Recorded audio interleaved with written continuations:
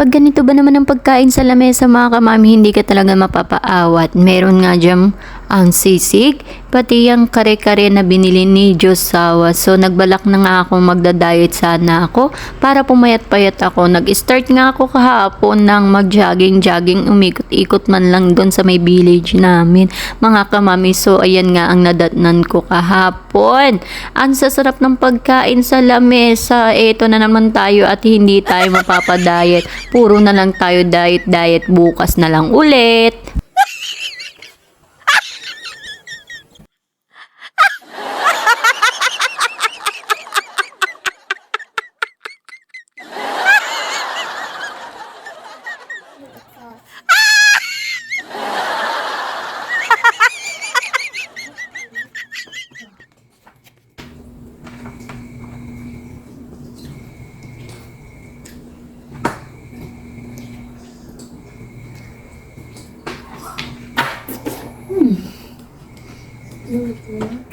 Harap!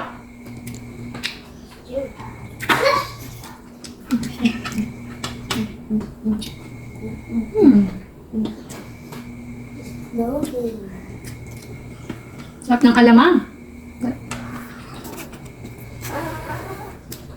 Kalderetang kare-kare. Kalderetang kare-kare. Kare-kare na beef. Sarap. The best.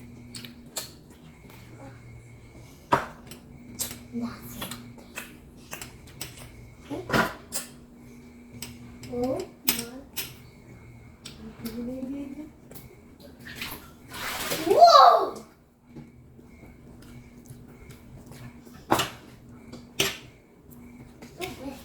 Sisig try natin.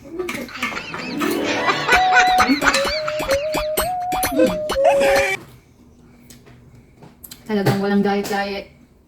Dudagin sana ako kanina.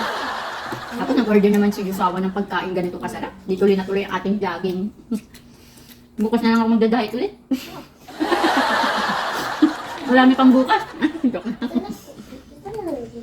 Pag ganito ba naman karami kasarap ang pagkain sa harapan, talagang hindi ka Okay, mapapadayet. you get bored, okay? Okay. Okay, Sarap. Tummy in up. Tummy in up, okay? Okay. Ang sarap ng alamang More nila. water, mommy! It was saucy. Bawang ulit ha. Dapat